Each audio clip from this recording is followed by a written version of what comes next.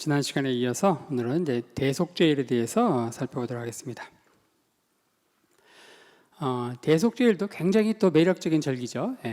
나팔절도 그렇지만 아마 나팔절보다 좀 더 매력적인 절기가 이 대속죄일이 아닌가. 이름부터 굉장히 범상치 않잖아요. 대속죄일. 대속죄일은 어떤 달인가? 성경에서 어떤 식으로 묘사되고 있는가 한번 살펴보도록 하겠습니다. 대속죄일의 개요. 대속죄일은 연중 성전 제사의 클라이막스다.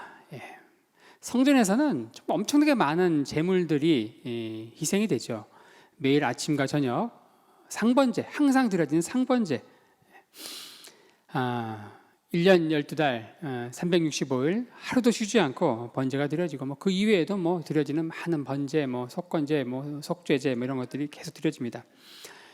그 중에서 가장 하이라이트가 뭐냐? 클라이막스가 뭔가? 바로 이날, 이 대속죄일째 드려지는.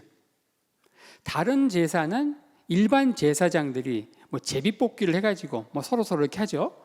근데 이날은 대제사장이 혼자서 합니다. 대제사장 혼자서 주관을 하고, 만약 이때 드려지는 제사 가운데 순서가 하나라도 만약에 어그러지거나 바뀌면은 큰일 나는 거죠. 다 무효입니다. 무효. 연중 성전 제사의 클라이막스다. 그래서 이 아브라함의 천사가 이 대제사장을 돕는다. 이렇게 유대인들은 탈무드에서 묘사하고 있습니다. 전 이스라엘의 운명이 이 대제사장 어깨에 달려있는 날이다. 이 대제사장이 대속죄를 드려지는 제사를 통해서 모든 것들이 리뉴, 갱신이 되는 거거든요. 대제사장도 자신의 대제사장으로서의 그 권한이 갱신이 되는 거고, 우리는 대통령이 5년마다 갱신이 되잖아요. 그런 것처럼 여기 1년마다 갱신이 되는데 지성소도 갱신해야 되고, 휘장도, 분향단도, 번제단도, 대제사장 자신도 갱신해야 되는 이 모든 것들이 바로 이 대속죄일 때 이루어진다. 엄청난 날이기 때문에 아브라함의 천사가 와서 대제사장을 돕는다. 이렇게 유대인들은 이야기합니다. 이 대속죄일과 관련해서 중요한 또 개념이 안식일 중에 안식일이다. 안식일 중에 안식일이다. 이 안식일 날 경건한 유대인들은 TV를 보지 않죠. TV는 나옵니다. 근데 TV 보지 않죠. 근데 이 대속죄일은 안식일 중에 안식일이어서 TV 자체가 나오지 않습니다. 모든 사람이 강제적으로 안식에 들어갑니다. TV, 라디오, 그리고 거리에는 일체 차량이 다니지 않습니다. 단 하나를 제외하고, 앰뷸런스를 제외하고 일체 차량이 다니지 않습니다. 안식일 중에 안식일. TV도 나오지 않고 뭔 일이 일어날지 모르는 거예요. 그러니까 이날은 뭐 하는 겁니까? 24시간 내내 바로 회당에 가서 회개하는 겁니다. 이때 가가지고 막 가슴을 찌면서 하타티 내가 죄를 지었습니다. 내가 죄를 지었습니다. 계속 회개하는 거예요. 그 회개에 이 대속죄일 때 부르는 기도문이 있거든요. TV도 나오지 않는, 라디오도 나오지 않는 안식일 중에 안식일인 이 대속죄일 날, 이날을 D-Day로 삼아서 전쟁이 일어났죠. 치사하죠. 그러니까 전쟁이 일어난 줄 모른 거예요. TV가 안 나오니까. 바로 제4차 중동 전쟁이 바로 대속죄일 날 일어났기 때문에 대속죄일 전쟁 이렇게 얘기하죠. 히브리서 9장 7절, 11절, 12절에 이 대속죄일과 관련된 말씀이 이렇게 언급되어 있습니다. 오직 둘째 장막은 대제사장이 홀로 1년 1차씩 들어가되 피 없이는 아니하나니, 여기서 이제 약간 좀 오류가 있습니다. 대제사장이 1년에 이날 하루 들어가는데 1차가 아니에요. 몇 번 들어갑니다. 3-4번 들어가요. 요건 이제 한 3차, 4차 들어가요. 그건 이제 뒤에 나옵니다. 오류다 이렇게 얘기하면 뭐하지만은 이건 번역이 애매한지 좀. 대속죄일 관련된 구절인데, 이 피는 자기와 백성의 허물을 위하여 드리는 것이라. 그리스도께서 장래 좋은 일에 대제사장으로 오사 손으로 짓지 아니한 곧 이 창조에 속하지 아니한 더 크고 온전한 장막으로 말미암아 염소와 송아지의 피로 아니하고 오직 자기 피로 영원한 속죄를 이루사 단번에 성소에 들어가셨느니라. 대속죄일과 관련해서 가장 웅장하게 선포하고 있는 말씀이 히브리서 9장에 나오죠. 대속죄일을 준비하는 풍경, 자, 이것을 이제 따라갈 텐데, 이걸 보면 이제 히브리서 9장에 나오는 1년의 1차 요 말이 약간 어폐가 있다. 그걸 알 수 있습니다. 대속죄를 준비하는 풍경. 자, 먼저 대제사장의 리허설 해야 돼. 너무 중요하니까 리허설 해야 됩니다. 모든 순서를 리허설하는 거예요.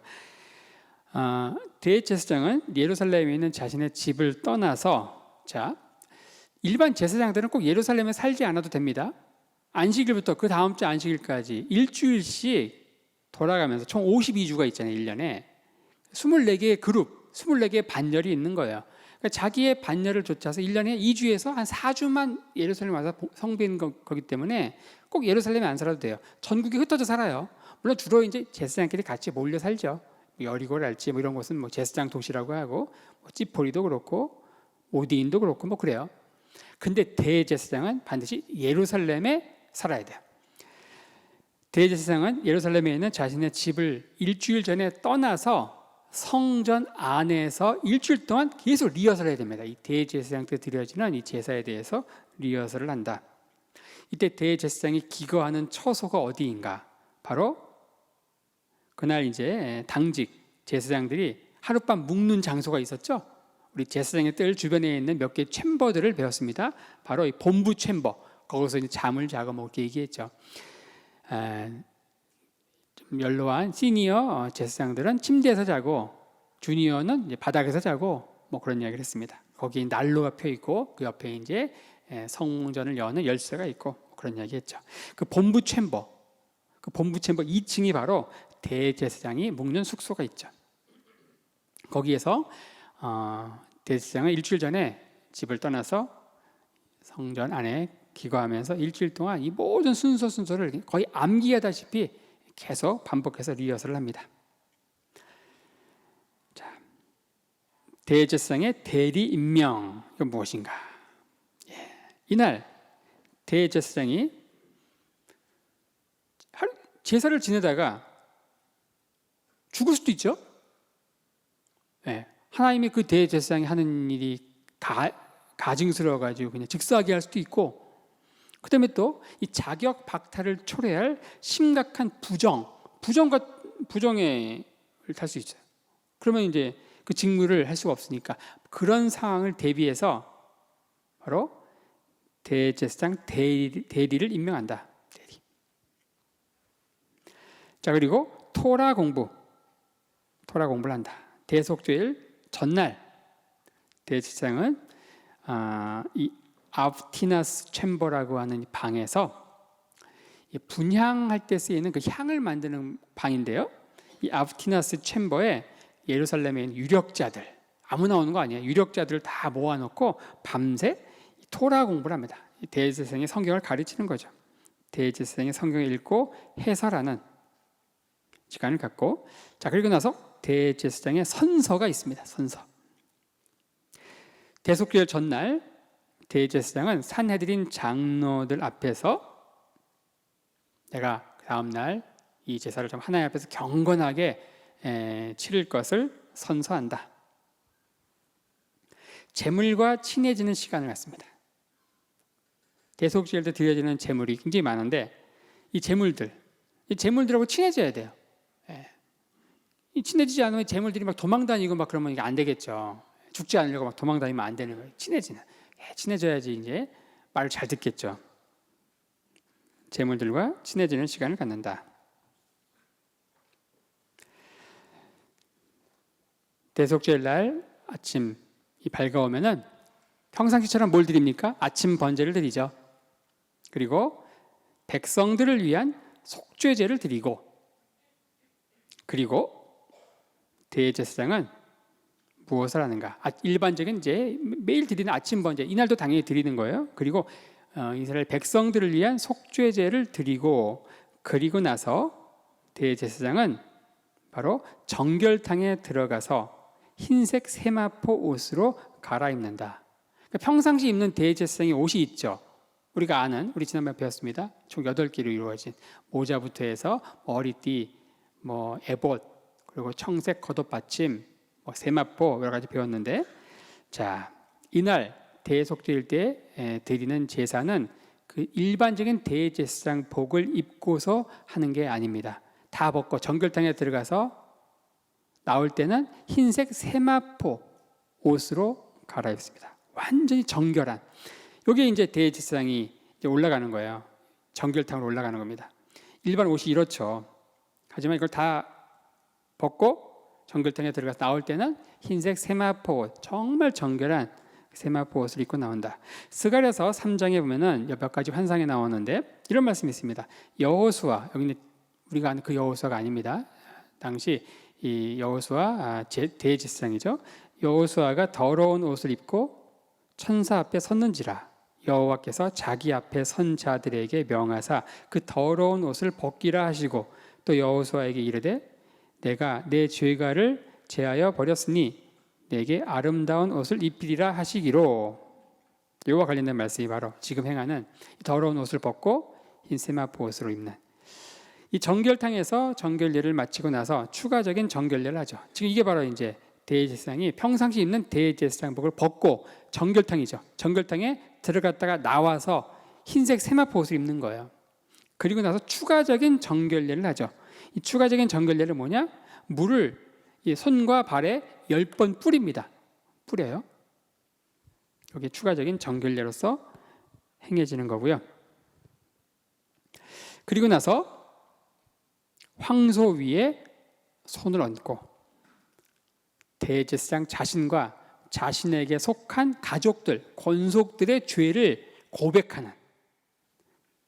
처음에는 이스라엘 백성들을 위한 속죄제를 드렸는데 그건 제가 굳이 언급하지 않았습니다. 아침 번제를 드리고 그리고 이스라엘 백성들을 위한 속죄제를 드리고 그 다음에 대제사장복을 벗고 정결탕에 들어갔다 나와서 흰 세마포 옷을 입고 그 이후에 드리는 대제사장 자신과 자신에게 속한 그 가족들, 권속들을 위한 그 속죄제 드리는 것부터 나오는 거죠. 황소 위에 손을 얹는다. 이 황소는 성소와 제단 사이에 대제사장 자신을 위한 속죄제로 드려질 황소가 위치하는데 이 황소는 처음에 남쪽을 향하고 있다가 대제사장은 예배자들이 있는 동쪽으로 향하고 이후에 황소를 지성소가 있는 서쪽으로 방향을 돌립니다. 그리고 황소 머리에 손을 얹고 대제사장은 자신의 모든 죄를 자복하는 시간을 갖죠. 이와 관련된 말씀이 레위기 16장 11절에 나오죠. 아론은 자기를 위한 속죄제에 수송아지를 드리되 자기와 권속을 위하여 속죄하고 자기를 위한 그 속죄제 수송아지를 잡고 여기에 바로 대제사장이 자신과 권속들을 위해서 속죄제를 드리는 것과 관련된 말씀이죠. 일단 자백하고 이제 이 황소를 도살하는 것은 이제 뒤에 나옵니다. 그 다음에 중요한 게 있습니다. 대속죄와 관련해서 중요한 거. 아까는 황소였는데 이제는 2마리 염소입니다. 2마리 염소, 준비된 염소를 데려와야 돼요. 이 염소 굉장히 중요합니다. 이 염소는 일단 같은 날 태어난 그리고 크기가 똑같은 하나가 크고 하나가 작아도 안 돼. 구별이 힘들 정도의 쌍둥이 염소처럼 생긴 거. 그 2마리를 골라가지고 데리고 옵니다. 그리고 나서 뭘 하는가? 운명적인 제비뽑기를 합니다. 한 마리는 사는 거고, 한 마리는 사는 거고, 한 마리는 죽는 거예요. 한 마리는 여호와를 위해서, 또 한 마리는 아사셀을 위해서. 여기서 이제 한 마리가 아사셀 염소가 되는 거고, 또 한 마리는 여호와를 위해서 도살되어서 그 피가 제단에 뿌려지는 염소가 되는 거죠. 자, 제비뽑기를 한다. 2 염소를 데려와서 운명적인 제비뽑기를 한다.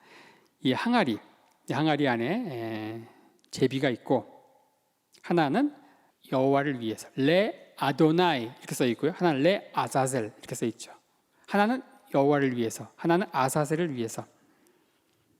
근데 이 제비를 뽑을 때 오른손에 잡힌 제비가 여호와를 위해서 드려지는, 여호와를 위하여 이렇게 써 있는 제비가 오른손에 딱 되는 그 해가 정말 운이 좋은 행운이 있는 해라고 이렇게 이야기합니다. 이와 관련된 말씀이 레위기 16장 6절, 7절, 8절에 나오죠. 아론은 자기를 위한 속죄제의 수송아지를 드리되 자기와 권속을 위하여 속죄하고 또 그 두 염소를 취하여 회막문 여호와 앞에 두고 두 염소를 위하여 제비 뽑되 한 제비는 여호와를 위하고 또 한 제비는 아사셀을 위하여 할지며. 우리가 읽는 레위기 16장 전체는 이 대속죄일 때 드려지는 예식 전체를 다루고 있습니다. 그래서 대속죄일 날 이 성전에서 레위기 16장 말씀을 읽습니다. 실제로. 자, 그리고 나서 염소 위에 제비 얹기. 여호와를 위해서 뽑힌 염소 그 위에 제비를 올리고, 그리고 아사셀을 위한 염소 위에 또 제비를 올리고, 이렇게 합니다. 그리고 나서 빨간색 실타래를 묶어야 돼요. 똑같이 생겼기 때문에 구분이 안 되죠. 제비를 올렸는데 그리고 나서 이제 그냥 해버리면은 어느 거지? 헷갈리는 거예요. 그래서 이 빨간색 천으로 염소에게 묶는데, 자, 아사셀을 위한 염소는 뿔에, 그리고 여호와를 위한 염소는 목에 이 천을 묶습니다. 이렇게 해서 이게 이제 아사셀을 위한 건지 그리고 여호와를 위한 건지 구분을 하는 거죠. 그리고 나서 광야로 보낼 염소 뭐죠? 여호와를 위한 염소입니까? 아사셀을 위한 염소입니까? 바로 아사셀을 위한 염소죠. 아사셀을 위한 염소는 바로 니카노 문을 통해서, 니카노 문을 나오면 뭐가 있죠? 벌써 몇 주 전이라 굉장히 새로워졌죠. 하나님이 새롭게 하는 은혜를 주셨습니다. 니카노 문을 나오면 여인의 뜰이 있죠. 거기에 예배자들이 기도하고 있는 거예요. 바로 이 아사셀을 위한 염소를 니카노 문을 향해서 백성들에게 보여줍니다. 마치 이게 빌라도를 통해서 백성들 앞에 선 예수의 모습과 흡사하다. 요한복음 19장 5절에 보면은 이에 예수께서 가시면류관을 쓰고 자색 옷을 입고 나오시니 빌라도가 저희에게 말하되 보라 이 사람이로다 하면서 예수를, 너희가 십자가 못 박아 죽이려고 하다 보라 이 사람이로다 이렇게 보여주죠. 바로 이게 이 아사셀 염소를 니카노문을 열고 이스라엘 백성들 예배자들에게 보여주는 것과 관련된 말씀으로 이야기하고 있습니다. 자, 그리고 나서 이 염소 위에 안수한다. 자, 어느 염소 위에 안수할까요? 아사셀을 위한 염소 아니면 여호와를 위한 염소? 바로 아사셀을 위한 염소. 아사셀을 위한 염소 위에 안수를 하는데 이스라엘 백성들의 모든 죄를 고백한다. 아까 대제사장이 자신과 자신들의 권속의 죄를 어디에다가 안수하면서 고백했어요? 황소였죠. 그 황소 아직 안 죽었습니다. 살아있어요. 이따 죽일 거예요. 그리고 이스라엘 백성들의 죄는 이 아사셀 염소 위에 다 자백을, 다 고백하는 거예요. 두 손을 올리고 기도하는데 반드시 오른손이 위에 있고 왼손이 밑으로 가야 돼요. 이거 거꾸로 해도 무효입니다. 굉장히 중요해요. 자, 오른손이 위에 있고 왼손이 밑에 있죠. 이렇게 아사셀 염소 위에 손을 얹고 이스라엘 백성들의 죄를 고백한다. 관련된 말씀이 또 레위기 16장 21절에 나오죠. 아론은 두 손으로 산 염소의 머리, 하나는 죽을 염소예요. 여호와를 위한 염소는 잡아가지고 피를 지성소에 뿌리고 그리고 휘장에 뿌리고 분향단에 뿌리고 할 거예요. 하나는 죽을 염소예요.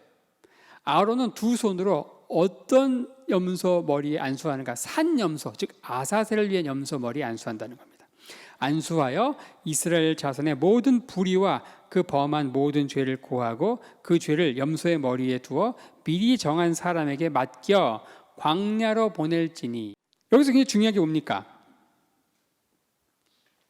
두 마리 염소 가운데 여호와를 위해서 도살될 죽을 염소가 아니고 광야에 그냥 보낼 산 염소 위에 이스라엘 백성들의 죄를 자백하는, 이게 무엇을 의미합니까? 이것은 바로 이 백성들의 죄가 죽은 염소가 아닌 광야에 놓여질 염소 위에 자백된다는 것은 바로 이스라엘 백성들의 죄가 완전히 씻김받은 게 아니고 일시적으로 유보된 것에 불과하다. 이게 완전한 제사가 아니다. 완전한 것이 올 때까지 행해지는 일시적인 잠시 유보된 것에 불과하다. 이것을 보여줍니다. 관련된 말씀이 히브리서, 로마서, 곳곳에 나오는데, 자, 이 장막은 현재까지의 비윤이 이에 의지하여 드리는 예물과 제사가 섬기는 자로 그 양심상으로 온전케 할 수 없나니 이런 것은 먹고 마시는 것과 여러 가지 씻는 것과 함께 육체의 예법만 되어 개혁할 때까지 맡겨둔 것이라. 그러니까 완전한 것이 올 때까지 행해지는 일종의 리허설이라는 거죠. 로마서 3장 25절에도 이 예수를 하나님이 그의 피로 인하여 믿음으로 말미암는 화목 제물로 세우셨으니 이는 하나님께서 길이 참으시는 중에 전에 지은 죄를 간과하셨다. 잠시 유보하신 거예요. 잠시 못 본 척한 거죠. 간과하심으로 자기의 의로우심을 나타냈다. 이렇게 표현하고 있습니다. 죽은 염소가 아니고 산 염소 위에 자백되어지는 것이 바로 이런 것을 의미한다. 자, 그리고 나서 황소, 아까 대제사장 자신과 가족들을 위해서 자백했던, 그리고 염소, 자백은 아니었죠? 이 염소는 여호와를 위해서 드려진 염소입니다. 이 황소와 염소를 도살하는 게 나옵니다. 황소, 드디어 이제 죽었습니다. 이 죽은 황소, 그 피를 받아서 그릇에 담고 이걸 이제 대제사장 옆에 있는 보조에게 주면은 이 보조는 이 피를 계속 저어야 돼요. 뭐하도록? 굳지 않도록 계속 저어야 돼요. 그리고 나서 대제사장은 뭐 하는가? 제단 위로 올라갑니다. 제단 위로 올라가서 네 귀퉁이 끝에 이제 이 일반 제사에서는 이 제단에 두 군데에만 불을 피우는데 이 대속죄일 때는 네 군데에다 다 불을 피우거든요. 이 제단 남서쪽 끝에서 수출 금삽으로 담아옵니다. 올라가서 남서쪽 끝에서 수출 이제 금삽으로 담고, 그리고 오른손에는 그 수치 담긴 금삽을 들고, 그리고 왼손에는 향을 담은 그릇을 들고 지성소로 이제 들어갑니다. 오른손에 수치 담긴 금삽을, 왼손에 향이 담긴 그릇을 들고 성소로 들어가죠. 그리고 수치 담긴 금삽을 지성소 안에 있는 법궤 중간에 놓고 향을 숯 위에 뿌린다. 자, 지성소에 들어왔습니다. 이게 처음 들어온 거예요. 대속죄일 때 처음 1차 들어온 거예요. 1차. 계속 들락날락 할 거예요. 그러니까 1년에 1차가 아니라는 거죠. 1년에 하루는 맞지만 1차, 한 번은 아니라는 거예요. 한 번. 자, 들어와서 뭐 하는가? 바로 법궤 앞에 그 수치 있는 금삽을 놓고 그 위에 그릇 안에는 향을 이제 부어서 이게 타겠죠. 이 지성소 안은 빛이 없습니다. 이 수치 유일한 빛이에요. 이 향의 연기로 지성소 안이 가득하겠죠. 그리고서 대제사장은 짧은 기도 후에 나와야 돼요. 늦게 나오면은 백성들이 염려해요. 혹시 죽은 거 아닌가? 이때 오래 기도하면 안 돼요. 짧게 또 기도해야 되는 게 있죠. 식사기도. 식사기도 길게 하면 안 됩니다. 이때도 오래 기도하면 안 돼요. 혹시 대제사장 죽은 거 아닌가? 지성소에 처음 들어갔는데 죽은 거 아닌가? 걱정하죠. 자, 그리고 나와서 그다음에 뭐라는가? 자, 우리가 여기 또 중요한 게 뭡니까? 보시면은 대제사장이 이때 지성소 안에 들어갔는데 이때 행하는 예식은 전부 일반 대제사장의 옷이 아니라 그랬죠. 흰색 세마포 옷을 입고 한다 그랬죠. 일반 대제사장의 옷은 에봇이 있고 그 안에 청색 겉옷 받침이 있고 그 안에 세마포 옷이 있고, 근데 청색 겉옷 받침 끝에 뭐가 달려 있습니까? 금방울, 석류방울이 교대로 있어요. 근데 이 대속죄일 때 대제사장은 지성소에 들어갈 때 일반 대제사장 금방울 달려있는 그 청색 겉옷 입고 있습니까? 그렇지 않죠. 그거 다 벗고 정결탕에 들어가서 흰색 세마포 옷을 입고 한다. 여기서 뭘 배울 수 있습니까, 여러분들? 우리 대속죄일과 관련해 가지고 이런 이야기, 이런 유언비어가 많이 보편적으로 퍼져 있는데 뭔 얘기하려는지 벌써 아시는 분이 있어요. 대제사장이 이 지성소 안에 들어가잖아요. 그 다리에 밧줄을 묶고, 그래가지고 벌써 몇 분 아세요? 딸랑딸랑 이 방울소리가 나면 살아있는 거잖아요. 근데 소리가 안 나. 그럼 죽은 거잖아요. 그래서 밧줄을 끌어가지고, 근데 말이 안 되는 거잖아요. 지금 어때요?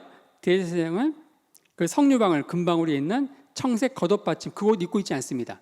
이날은 흰색 세마포 옷만 입고 있기 때문에 그런 이야기, 어디서 나온 얘기인지 모르지만 굉장히 그럴듯한 유언비어였습니다. 대속죄일 때 어떻게 제사를 드리는지 전혀 모르는 상황에서 이제 퍼진 굉장히 재미난 낭설이 아닌가 싶어요. 자, 처음 들어가서 숯 위에 향을 뿌리고 지성소 안을 짧게 기도하고 그 지성소 안은 이제 이 향 연기로 가득하게 된다. 그리고 잽싸게 나옵니다.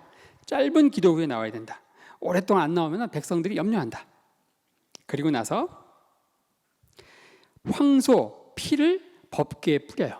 이때까지 이 황소, 이 잡은 황소의 피는 그릇에 담았는데 그 피는 이 대제사장 보조가 뭐 하고 있었어요? 계속 적고 있었죠. 굳지 않게. 그거 이제 받아 가지고 오는 거예요. 받아 가지고 와서 어떻게 해요? 또 두 번째 들어가는 거예요. 나왔다가 처음에는 향태우로 들어갔다가 두 번째는 뭐 하는 거예요? 자신과 자신의 가족을 위해서 자백했던 그 황소의 피를 뿌리러 들어옵니다. 백성들은 여전히 밖에서 침묵 속에 기도하고 대제사장은 나와서 피를 젓고 있는 보조로부터 그 황소의 피를 받아서 다시 지성소로 들어가서 그 피를 법궤 위에 뿌린다. 뿌릴 때 원칙이 있습니다. 한 번은 위로, 그리고 7번은 아래로 뿌립니다. 찍어서 한 번은 위로 뿌리고 또 찍어서 7번은 아래로 뿌린다. 여기서 절대 주의해야 될 거 있습니다. 이 피가 세마포 옷에 튀면은 무효. 절대 안 됩니다. 옷에 튀면 안 돼요. 여러분 가운데 옷에 막 음식 흘리고 이게 촐랑대는 분들은 대제사장 자격이 없어요. 이거 튀면 자기만 문제가 아니고 이스라엘 백성들의 운명이 이 대제사장에 달린 거기 때문에 큰일 납니다. 절대로 이 피가 튀면 안 된다. 자, 그리고 나서 나오죠. 그리고 한 번 위로, 7번은 아래로 피를 뿌리는 것과 관련된 사파죠. 그리고 이제 휘장에서 황소와 염소의 피를 뿌리는 이야기. 자, 이건 뭔가? 자, 지성소에서 나와서 이 휘장 밑에 피를 이제 피 담은 그릇을 옆에 둡니다. 그 황소의 피 법궤 위에 한 번은 위로, 7번 아래로 뿌렸던 남아 있잖아요, 피가. 그 피 그릇을 휘장 옆에 두고 밖으로 나가요. 밖으로 나가서 염소 한 마리 남았죠? 네. 그 여호와를 위해서 뽑힌 그 염소를 잡아요. 그 잡아서 그 피를 가지고 다시 지성소 안에 들어가서 그 피를 뿌립니다. 아까처럼 한 번은 위로, 7번은 아래로 피를 뿌려요. 그리고 이제 나옵니다. 그 휘장 옆에 이제 뭐가 있습니까?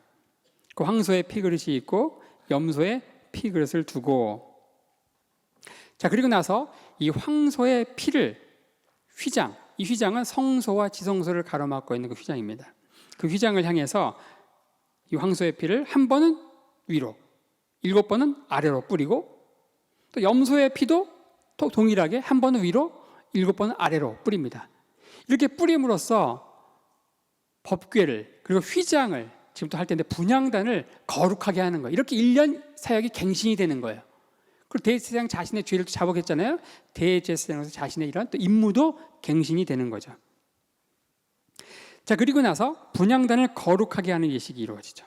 이 분향단은 피를 아까 황소의 피와 염소의 피를 섞어요. 굉장히 복잡하죠. 이 섞은 그 피를 가지고 이 분향단 네 귀퉁이의 뿔에 바르죠. 그리고 분향단 위에서 7번 피를 뿌린다.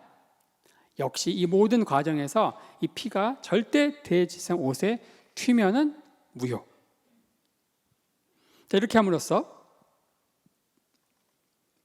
대제사장은 제사장권과 지성소, 성소, 그리고 번제단이 모두 속함을 받고 이들의 사역에 대한 1년 갱신이 이루어진다. 이 남은 피는 어떻게 하는가? 남은 피는 제단 남서쪽에 뿌린다. 이렇게 함으로써 이 번제단도 갱신이 되는 거예요. 번제단, 분향단, 휘장, 지성소라는 법궤, 또 대제사장 자신의 어떤 그 직무, 이 모든 것들이 이러한 예식을 통해서 갱신이 된다. 관련된 말씀이 레위기 16장 33절에 나옵니다. 자, 지성소를 위하여 속죄하며 회막과 단을 위하여 속죄하며, 이 단은 번제단도 있고 분향단도 있죠.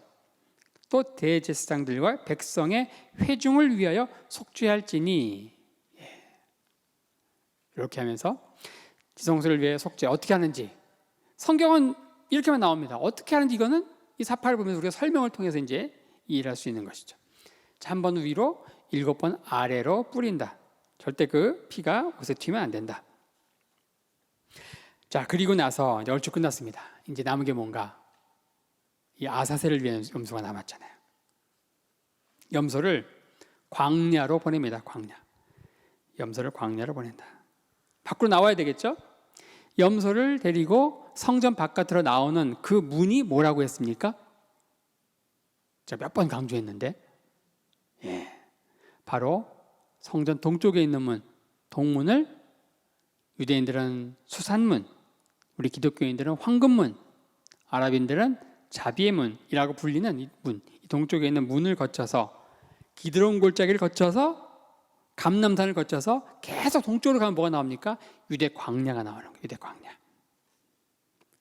사람이 없는 무인지경까지 가서 그 염소를 풀어놓는 거죠.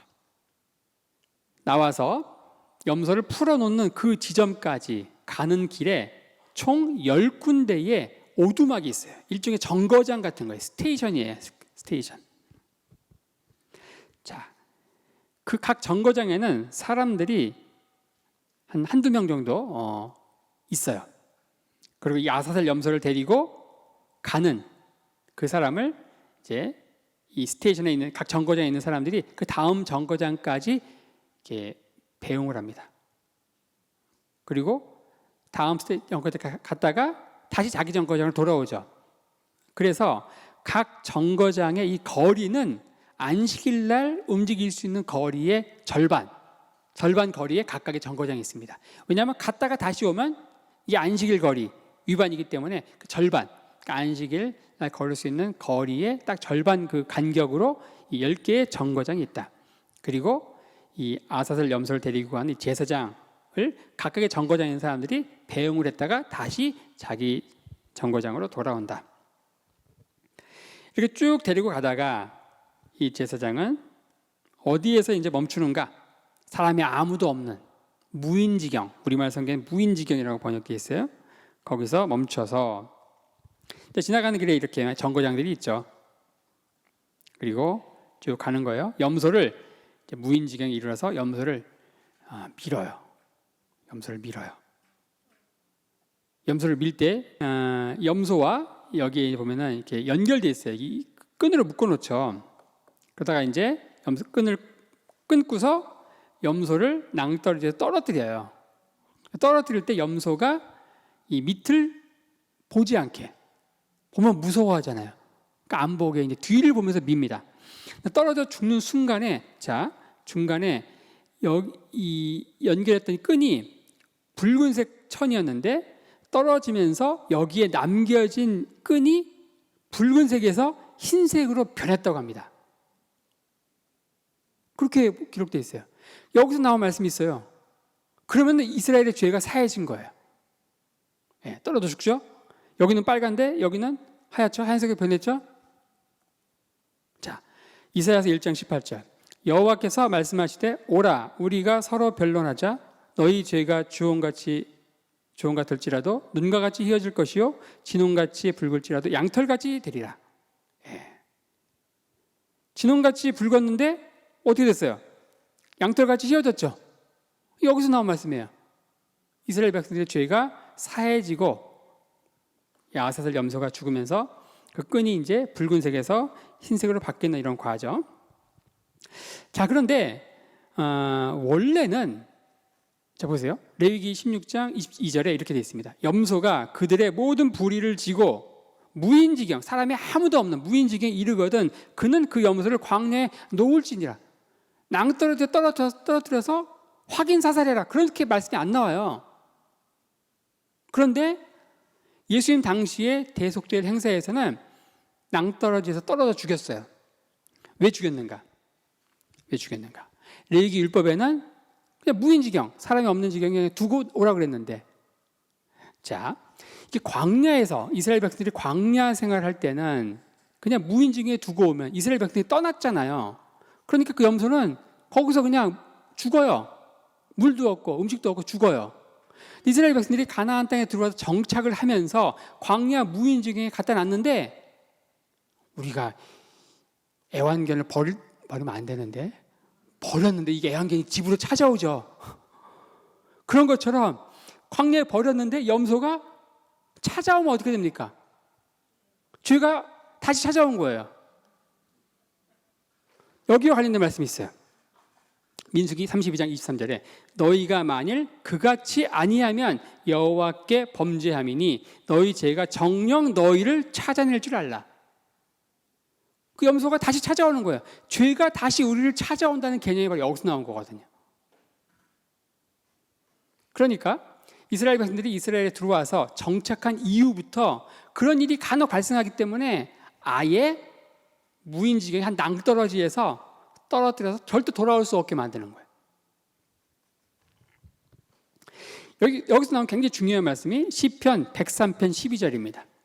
시편 103편 12절에 동이 서에서 몸과 같이 여호와께서 너희 무리의 죄가를 멀리하셨다.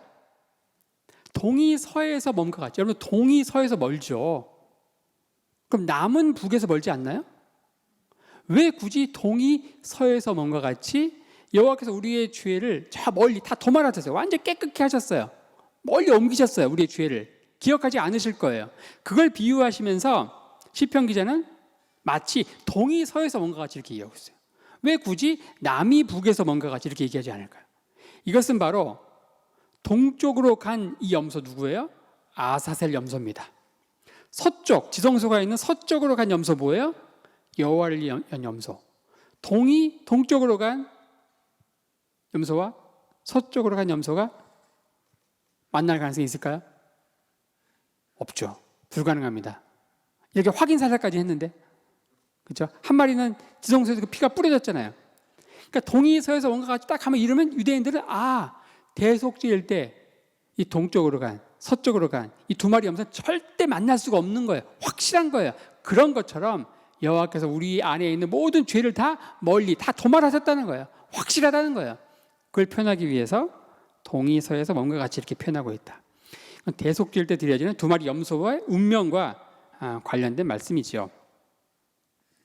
원래는 광야에 이렇게 무인지경에 두었다가 예수님 당시에는 이 아사셀 염소를 낭떠러지에 떨어뜨려 가지고 죽였다. 이때 떨어뜨린 장소가 있습니다. 그 장소가 어딘가? 그 장소에 가서 제가 사진을 찍은 거예요. 이거 접니다. 이게 이제 몬타르산이라 그래요. 몬타르산 그 낭떠러지 거기에서 이 대속죄일 때 아사셀 염소를 떨어뜨린 예식을 했거든요. 그래서 거기에 가서 찍은 겁니다.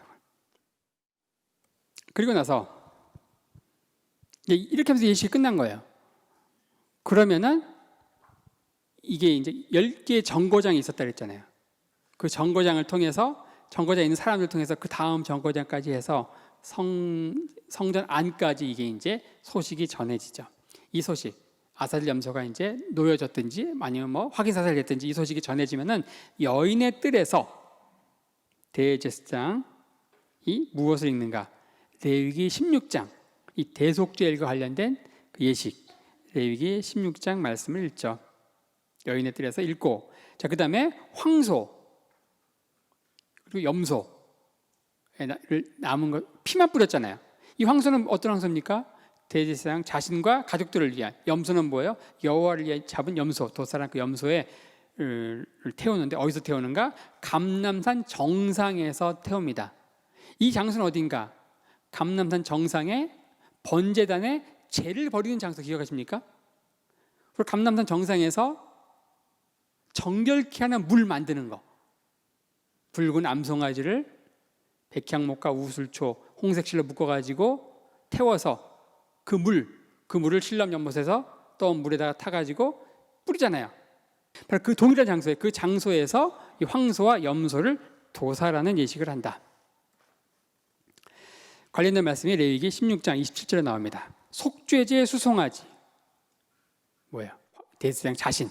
그 속죄제 염소의 피를 성소로 들여다가 속죄하였은즉 그 가죽과 고기와 똥을 밖으로 내어다가 불사를 것이요. 그 밖이 어딘가? 감람산 정상에 그 지정된 장소가 있다는 거예요. 거기에 번제된 제도 버리고 뭐 병결케 하는 물도 만들고 하는 예식들 다 같은 장소예요. 그 다음에 하는 게 뭔가? 이 대속죄일 행사 끝난 거예요. 이 대속죄일은 굉장히 즐거운 날입니다. 하나님께서 어때요? 우리의 모든 죄를 비록 1년 한시적이지만 그 1년 한시적인데 그거 하나님이 사해 주신 거 가지고 얼마나 춤을 추면서 좋아하는데, 근데 우리는 어때요? 1년 한시적이지 않거든요. 우리는 아예 그냥 영원히 도말을 하셨는데 우리 별로 기뻐하지 않죠. 이들은 1년 한시적으로 그 사함받은, 바로 그걸 기념하기 위해서 포도원에 모여가 여인들이 흰옷 집에 있는 이 흰옷, 우리는 설날 때 뭐예요? 색동저고리 뭐 이런 거 꺼내 입듯이, 설빔 입듯이 바로 이날 여인들이 흰옷을 입고, 없으면 빌려서라도 입고 나와야 돼요. 흰옷 입고 가서 포도원 주변에서 춤을 추는데 어떻게 춤을 추느냐? 이렇게 춤을 춥니다. 이렇게. 요거와 또 관련된 말씀이 여기 있습니다. 사사기 21장. 또 가로되 보라, 베델 북편 르보나 남편 베델에서 세겜으로 올라가는 큰 길 동편 실로에 매년 여호와의 절기가 있도다 하고 베냐민 지파에게 명하여 가로되 가서 포도원에 숨어 보다가 실로의 여자들이 무도하러 춤추러 오거든 너희는 포도원에서 나와서 실로의 딸들 중에서 각각 그 아내로 붙들어 가지고 베냐민 땅으로 돌아가라. 이건 뭡니까? 베냐민 지파하고 나머지 11지파가 내전을 벌여요. 그러고 나서 베냐민 지파가 다 멸절되죠. 600명 장정만 남기고 여자가 없어요. 그대 냅두면은 베냐민 지파는 사라지는 거예요. 이들을 살리기 위해서 전쟁에 참전하지 않은 길라 야베스에서 400명의 처녀를, 그리고 나머지 200명은 바로 이 실로에 있는 포도원, 거기 축제에 온 여인들, 바로 이 대속죄일 때 여인들이 뭐하러 온, 관광소 올라갔다가 처녀 보쌈 당한 거야. 200명의 처녀들이. 그렇죠? 처녀 보쌈도 한국에 있는 풍속인데 여기도 처녀 보쌈이 나오네요. 네. 어쨌든. 자, 그 다음에 또 이건 뭡니까? 오늘날은 성전이 없잖아요. 오늘날 대속죄를 어떻게 지키는가? 유대인들은 바로 이 닭 가지고 있는 닭. 이 닭을 잡아요. 이 사람 랍비예요, 랍비. 우리 정육점 그 아저씨가 아니에요. 이 도살하는 의식이 있거든요. 그걸 정확히 아는 랍비예요. 이 사람이 잡아. 그리고 이거를 가지고 이제 회개하는 그 대속죄 기도문을 읊고 이 닭을 가지고 자기 머리에 막 돌려요. 회개하고 계속 회개하고 돌리는 거예요. 그리고 나서 그 닭을 가난한 사람들한테 줘야 돼요. 그냥 이날은 가난한 사람들이 갑이에요. 안 받으면 무효거든요. 그러니까 서로 주려고 하니까 가난한 사람들이 갑이야. 네. 이렇게 오늘날은 이제 좀 대체해가 이런 식으로 대속죄를 지킨다. 그러니까 뭔가 대속죄일 때 차가 안 다니죠. 이때 차 다니면 앰뷸런스 이외에 이방인들도 이날 운전하고 다니면 안 됩니다. 그냥 다 돌 던져요. 그냥 차 다니지 않습니다. 이때 이 도로를 누가 차지하는가? 아이들이 차지해요. 아이들이 전부 이날 자전거. 그러니까 이날 자전거 가게가 대박. 자전거 수리하고 또 새로 사고, 심지어 이날 예루살렘에서 저 하이파 이런 데까지 막 자전거 타고 막 갔다 오고. 자, 대속죄일과 관련된 성경의 사건들. 자, 유라굴로 광풍 사건이 나옵니다. 유라굴로 광풍. 사도행전 27장에 보면은 여러 날이 걸려 금식하는 절기가 이미 지났으므로, 이 금식하는 절기 이게 뭐예요? 대속죄일이거든요. 대속죄일은 10월 달이 있거든요. 이 날이 지난 거예요. 지중해는 3월부터 9월까지가 파도가 안 치고 이게 항해 안전 기간이에요. 근데 이 10월부터는 위험 기간이에요. 위험해요. 그러니까 금식하는 절기가 지났다는 거예요. 그러니까 위험 기간이라는 거예요. 행선하기가 위험한 거거든요. 그러니까 바울은 위험하다는 거예요. 생명이 위험하다. 그런데 어때? 이들은 백부장과 선주들은 뭐예요? 바울 말 믿지 않는 거예요. 그러면서 듣지 않고 그들이 있는 항구, 미항이 과동, 겨울 보내기가 좋지 않아요. 겨울, 긴 6개월의 겨울, 우기죠. 우기 보내기 좋지 않다는 거예요. 미항도 좋거든요. 근데 베닉스로 가려고 하는 거예요. 미항은 겨울 보내기 좋지 않다는 거예요. 베닉스로 가는 거예요. 이 선원들 입장에서 6개월의 긴 시간 동안 겨울을 보내기에 좋다는 건 뭘까요? 이 선원들이 즐길 수 있는 충분한 술집, 그다음에 창기들, 그런 면에서 과동하기에 불편하다는 거예요. 그러니까 이들은 이미 금식하는 절기가 지나서 위험한지 알면서도 즐기려고 배를 띄운 거예요. 그러다가 유라굴로 광풍을 만나는 거죠. 성경에서 언급하고 있는 금식하는 절기는 딱 하나밖에 없습니다. 대속주일만 금식하는 거예요. 그런데 그 이후에 4개의 금식하는 절기가 생기죠. 스가랴서 8장 19절에 보면 만군의 여호와가 말하노라. 4월의 금식, 5월의 금식, 7월의 금식, 10월의 금식이 변하여. 자, 여기 4개의 절기가 또 나옵니다. 금식이. 이 4월의 금식은 뭐냐? 이 탐무즈월이 4번째 달이거든요. 이날 느부갓네살에 의해서 예루살렘이 함락됐어요. 슬픈 날이죠. 그러니까 그날 금식해요. 그 5째 날 금식은 뭐냐? 이날 성전이 파괴됐어요. 아부월 9일, 5째 날 9일에 성전이 완전히 파괴된 날이 아부월 9일이에요. 5째 달 금식. 그리고 7째 달 금식은 뭐냐? 그 이후에 유대 총독이었던 미스바에서 이 그달리아와 그 동료들이 암살당하죠. 이스마엘에 의해서. 그걸 슬퍼하는 게 7번째 절기 금식. 10째 달 금식은 느부갓네살에 의해서 예루살렘 포위가 시작된 날이에요. 포위. 그러니까 원래 하나님이 금식하는 절기로 딱 제정한 날은 딱 하루밖에 없죠. 근데 그 이후에 슬픈 그 역사 때문에 추가적으로 금식하자 하고 생긴 거예요. 풍속에 의해서. 그리고 예수님 당시에는 이외에도 22일에 추가적인 또 금식이 있었습니다. 22일. 대속죄일, 또 4번의 금식. 추가적으로 22일. 자, 며칠 금식하나 보세요. 365일 가운데 지금 이제 22일, 26일, 27일 금식하죠. 그리고 나서 또 종교적인 사람들은, 유대인들은 6월절과 77절 사이, 그리고 초막절과 수전절 사이에 일주일에 2번 또 금식해. 왜 금식하느냐? 월요일과 목요일날 금식하거든요. 유대 탈무드에 보면요, 모세가 율법을 받기 위해서 시내산에 올라간 날이 목요일이고 내려온 날이 월요일이라고 합니다. 그러니까 이들은 추가적으로 일주일에 2번, 월요일과 목요일에 또 금식해요. 도대체 1년에 며칠 금식하는 거예요? 이렇게 되면 100일 이상 금식하겠죠. 그리고 그게 뭐가 되는 거예요? 그게 자랑거리가 되는 거예요. 그게 자랑거리가 돼요. 그게 바로 세대의 기도에 나옵니다. 바리새인은 서서 따로 기도하여 가로되 하나님이여 나는 다른 사람들 곧 토색 불의 간음을 하는 자들과 같지 아니하고 이 세리야도 같지 아니하다. 1회에 2번 금식한다. 여러분들 금식 자체가 하나의 종교 행위가 되어가는 과정. 그러니까 하나님께서 제정하신 금식하는 절기는 하루에 대속주일 하루. 근데 그게 이제 역사적으로 슬픈 날이죠. 기념할 수 있을 것 같아요. 4번 성전이 파괴되고 관련된 거니까. 근데 그 이후에 22개가 또 생기고 심지어 막 일주일에 2번씩 막 그냥 그게 이제 자신의 경건을 자랑하는 수단이 되고 이런 것들에 대해서 이야기하고 있다.